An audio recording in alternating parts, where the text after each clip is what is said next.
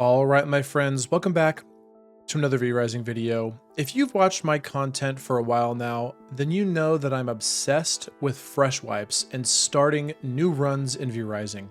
I played about 2.5 runs in the 1.0 beta alone, and since 1.0 launch, I've done around 10 full runs all the way to Dracula, and way more than that just starting on a server and playing for a day just to mess around and see how far I can get.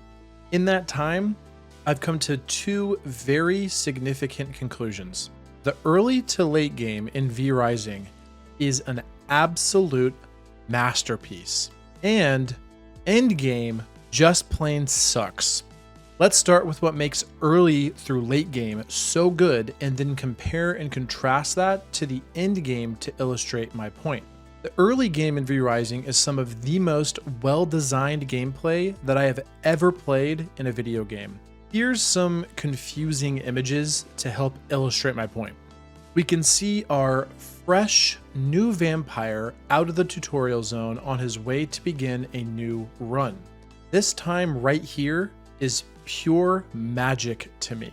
At the most basic level, the mission directly in front of us is to progress to the point that we can kill Quincy and then move on to Act 2 progression in Dunley Farmlands.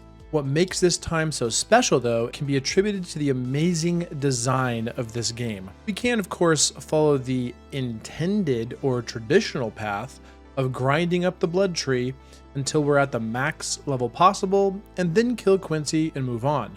Or we can do all kinds of other strategies beforehand, either speeding us up to kill Quincy faster, or setting us up to leapfrog from Quincy deep into Dunley and the rest of Act 2.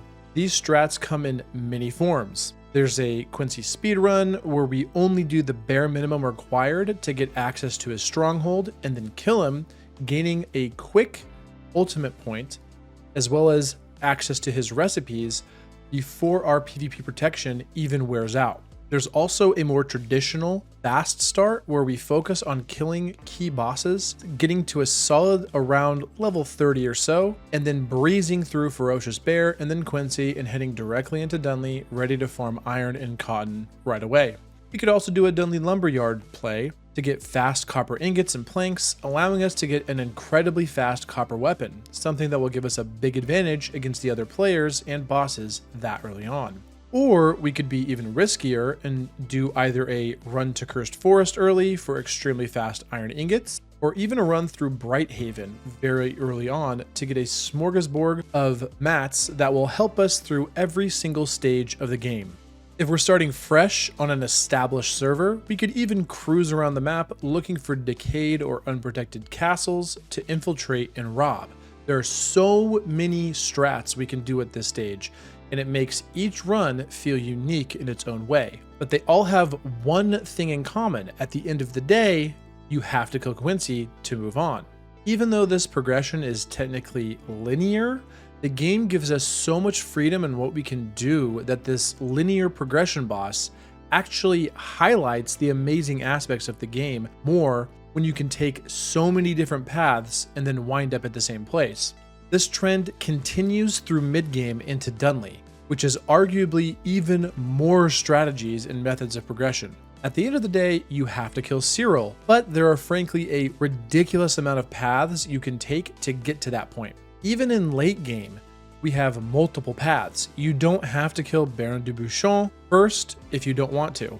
Skilled players can go straight to Henry Blackbrew, then Matka or Azariel before even killing Baron if they want to. While there aren't nearly as many progression paths to take as Farbane or Dunley at this stage, there's still some interesting options, even to the point that you can go for early Styx kills to try and rush Winged Horror if you're skilled enough. This game design is what makes V-Rising special, and it also highlights perfectly my issues with endgame, which is around level 80 plus. Before 1.0, we had the Gloomrot patch. In Gloomrot, the current purple and artifact weapons and Dracula's armor didn't exist. You could get legendaries that were like the current purples and they were good, but they simply added infusions and stats to weapons. They were by no means required to complete the game or even necessary to compete in PvP.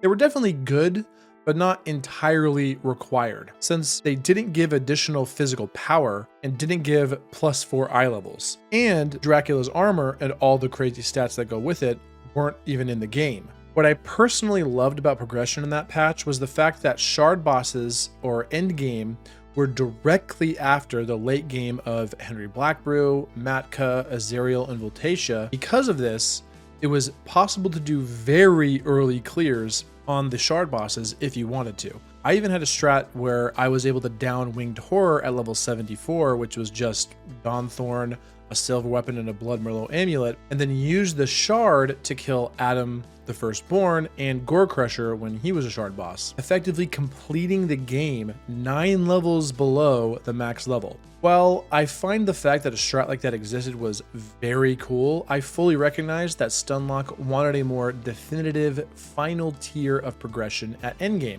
Like Quincy, at the end of the day, all roads lead to Dracula. While we don't have to kill the shard bosses in any particular order if we don't want to, we do need to kill them to get that final set of armor. The issue for me arises in how we get to that end game. Enter the most obnoxious part of the game by a significant margin, and what makes endgame so unfun for me: Greater Stygian shard farming and the RNG that goes with it.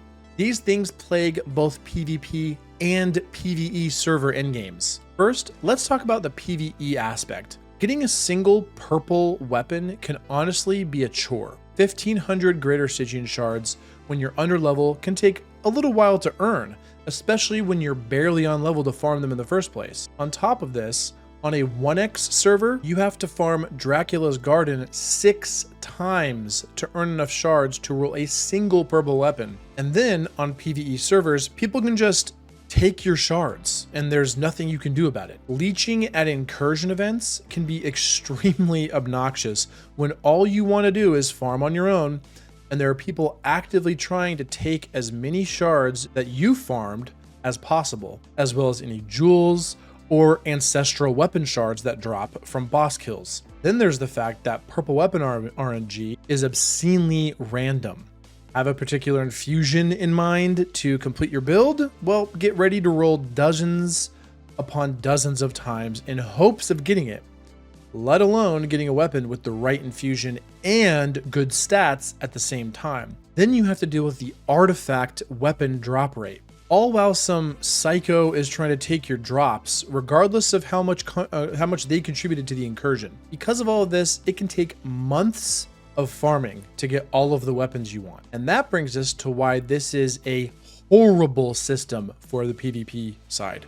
The difference in power between just a purple weapon and a sanguine weapon is now staggering, to say the least. 4 eye levels and 4.4 base physical power is a huge increase. When you then add on the infusions and stats that the weapons give, coupled with the absurd stats of Dracula's armor set, the gap between someone who is level 91 at endgame versus someone who is level 84 just venturing into tier 2 incursions is staggering.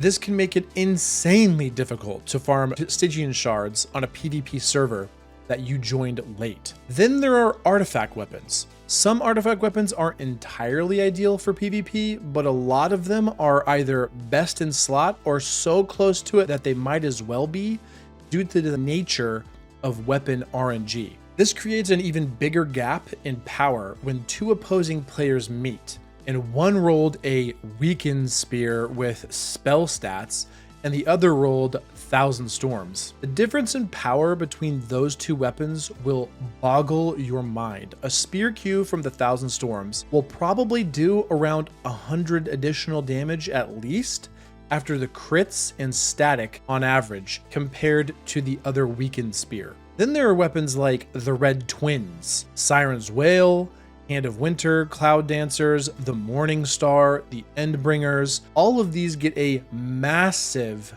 amount of RNG. Sometimes you get lucky and get 2 artifact weapons in a row whenever you roll. Other times you can spend tens of thousands with no luck. I had a run recently on a new server in which I spent 40,000 Greater Stygian shards just trying to get the 1,000 storms. I then spent an additional 20,000 on the red twins. Keep in mind, I also had to spend around 10,000 shards just to unlock tier 2 and tier 3 passives. The insane amount of shards is not even including the amount it took to farm up other weapons with infusions I wanted that also had decent stats. RNG here is absurd at best. This is why so many people just end up using artifacts when they can, because at least those have fixed stats you don't have to keep rolling for. And finally, even at max level, the rate at which you can farm Stygian shards is just plain dumb. 1,500 for a single roll. At max level with full build, you can expect to see around 3,000 greater Stygian shards solo if you farmed the entire duration of the tier 2 incursions. Then you go and try to roll for the thing you want. When you don't get it, you have to wait a full hour to have another chance at it. Hoping to farm purples or artifacts on level 80 plus bosses? For some reason, that method was massively nerfed in the 1.0 patch, making boss farming for purples almost pointless. So in summary, it can take months to farm the Stygian shards that you need to roll for these weapons, even on a PvE server. You're at a massive disadvantage when you don't have legendaries and Dracula's armor, causing you to die over and over if you're on an active PvP server. Even when you have purple legendaries, that's an insane amount of RNG keeping you from getting infusions and stats that you want. An artifact weapon, you can get screwed over by RNG endlessly there too. Oh, by the way, I didn't even mention tier 4 jewels, which follow every single thing I mentioned for purple weapons, but can have even more stat and effect variants than those. When you take all of those things into consideration, why would I ever want to start a new run on a new server and commit to getting all the way to endgame and then stick around long enough to try and farm artifacts and jewels again? What incentive do I have to commit to that level of RNG time commitment when the server I'm playing on dies? Why would I ever go looking for something else if I know that there's this insane RNG farming mountain ahead of me awaiting me at endgame?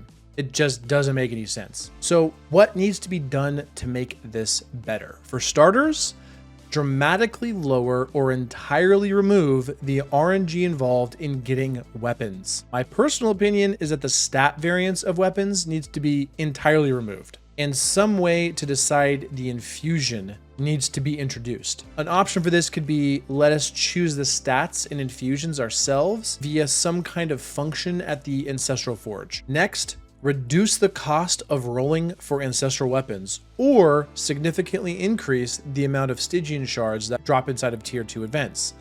Honestly, probably both of those things. If that doesn't work, introduce another way to farm weapon shards or greater Stygian shards. Servers don't really count here since they take hours upon hours to get anything that matters. Finally, let us pick jewel effects and or change the requirements for farming tier 4 jewels to be more accessible than just greater Stygian shards. These changes would make the barrier to entry on a new server that was been established much smaller and would incentivize players to keep playing and start on new servers instead of being massively discouraged and gatekept by pointless RNG. At the end of the day, I love this game and I'll keep playing it, but sadly, my desire to keep starting more and more runs has diminished due to these issues. And every single veteran player I speak to has had the exact same issues.